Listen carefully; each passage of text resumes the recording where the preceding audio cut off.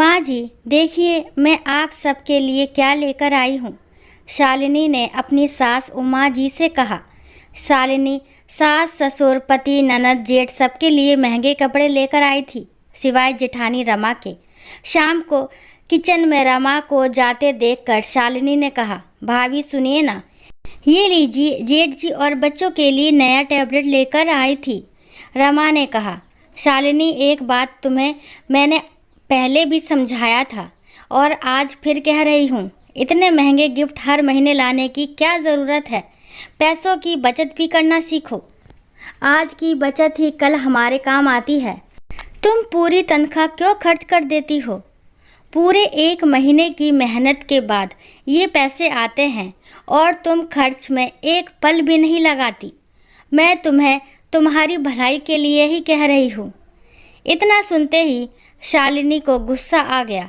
उसने कहा, भाभी, मुझे पता था कि आप अपना लेक्चर ज़रूर देंगी, इसलिए मैं आपके लिए कुछ नहीं लाई, ना आगे से लेकर आऊँगी। दरअसल आप ये सब मेरी भलाई के लिए नहीं, अपनी जलन में कह रही हैं। आपको जलन होती है कि मैं आपसे ज़्यादा कमाती हूँ। आप सबके लिए इतने महंगे गिफ्ट ला ही नहीं सकती, क्योंकि इनके लिए बड़ा दिल चाहिए, जो आपके पास तो बिल्कुल भी नहीं। आप एक मिडिल क्लास कंजूस औरत है। ये सब सुनकर रमा की आंखों में आंसू आ गए। वो अपने कमरे में जाने लगी। तभी उमा जी ने कहा, रुको रमा, शालिनी, बड़ों से बात करने का ये तरीका तुम्हें सिखाया गया है? रमा ने तुम्हारी भलाई के लिए तुम्हें बचत करने के लिए कहा और तुम उसको जलन और कंजूसी का नाम दे रही हो। आज एक बात मेरी तुम ध्यान से सुन लो। तुम्हारे ये महंगे गिफ्ट या कोई और चीज़ मेरी बहू रमा की जगह नहीं ले सकती। और हाँ, अपनी इस बात के लिए तुमको एक दिन पछतावा जरूर होगा। शालिनी वहाँ से पैर पटकते हुए गुस्से में अपने कमरे में चली गई। शालिनी ने अपने पति अमन को ये बात बताई। कहा, अमन, बुरा मत मानना, लेकिन मैं चाहे कितनी भी कोशिश कर लूँ, लेकिन भाभी की जगह कभी नहीं ले सकती, क्योंकि मैंने लव मैरिज की और जेठानी जी माँ जी की पसंद की हुई बहू है। इसलिए माँ जी भाभी को ज़्यादा प्यार करती हैं। और वहाँ हुई पूरी बात बताई। तब अमन ने कहा, शालिनी, आज एक बार फिर मैं भी तुमको समझा रहा हूँ कि तुम जितना गलत भाभी को समझती हो, वो उतनी ही समझदार और सुलझी हुई है। तुमसे तो वो कभी जलन रख ही नहीं सकती, क्योंकि उन्होंने ही पूरे घर को हमारी शादी के लिए राज़ी किया था। देखो अमन, तुम भी नहीं समझ रहे। मैं कोई छोटे मोटे घर की बेटी नहीं। मुझे पैसों की कोई कमी नहीं। मैं अपने शौक़ के लिए ही नौकरी करती हूँ, वरना मैं जो चाहूँ वो मेरे पापा मुझे तुरंत दिला दे। पापा का इतना बड़ा बिजनेस है, मैं क्यों बचत की चिंता करूं? शालिनी ने कहा। अगले दिन रविवार को शालिनी दोस्तों के साथ घूमने जा रही थी। तभी उसकी नज़र हॉल में बैठी जेठानी पर गई। उसने गुस्से से अपना पर्स उठाया और फ़ोन हॉल की टेबल पर ही भूल गई। रमा ने आवाज़ देनी चाही तो उमा जी ने रोक लिया। कहा, जाने दो, वैसे भी एक फ़ोन है, उसके पास अभी आवाज़ दोगी तो बेकार में नाराज़गी झेलनी पड़ेगी। रमा ने कहते हुए जैसे ही फ़ोन रखा, देखा तो शालिनी के फ़ोन पर उसके भाई का फ़ोन आ रहा था। रमा ने फ़ोन उठाकर बोलना चाहा कि तभी उसने बिना आवाज़ सुने रोते हुए बताया कि दीदी, जल्दी अस्पताल आ जाओ, पापा को अस्पताल लेकर जा रहे हैं। कहते हुए फ़ोन रख दिया। रमा के साथ पूरा परिवार अस्पताल पहुंचा। वहां जाकर पता चला कि उनके पार्टनर ने उन्हें धोखा दे दिया और धोखे से सब कुछ अपने नाम कर लिया। शालिनी का भाई उमेश मुंह पर हाथ रखकर बेंच पर बैठा रो रहा था। तभी रमा ने उसके सर पर हाथ रखते हुए कहा, उमेश, क्या बात है? अपनी बड़ी बहन को नहीं बताओगे?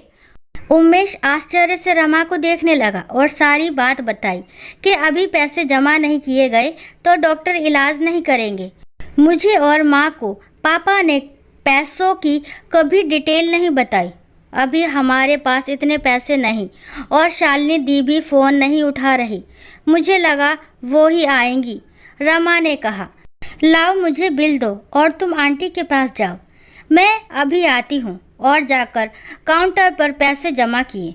शालिनी ने फ़ोन पर अपने भाई के इतने सारे मिस कॉल देखकर परेशान हो गई। तभी उसको उमेश का मैसेज रिसीव हुआ, जिसमें उसने लिखा था, दीदी पापा की हार्ट सर्जरी हो रही है, अर्जेंट पैसे चाहिए।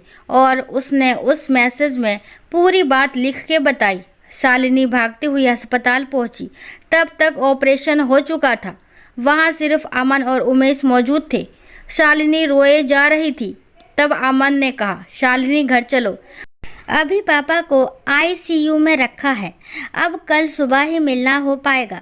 शालिनी ने अमन से कहा, अमन मुझे उमेश से 1 मिनट कुछ बात करनी है। हाँ ठीक है, करके आ जाओ, मैं कार में बैठा हूँ।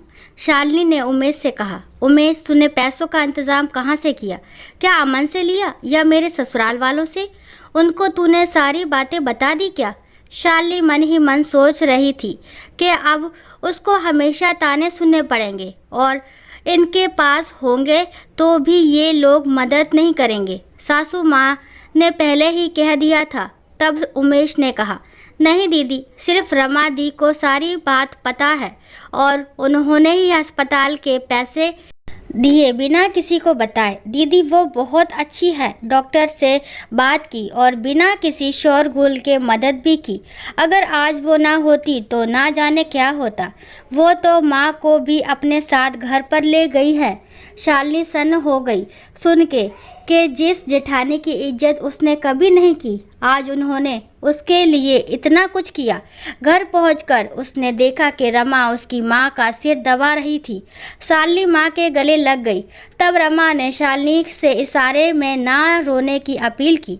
शालिनी अपने आंसू को रोकते हुए बोली, माँ मैं चेंज करके आती हूँ। शालिनी ने अमन से कहा, अमन जरा भाभी को कमरे में भेजना।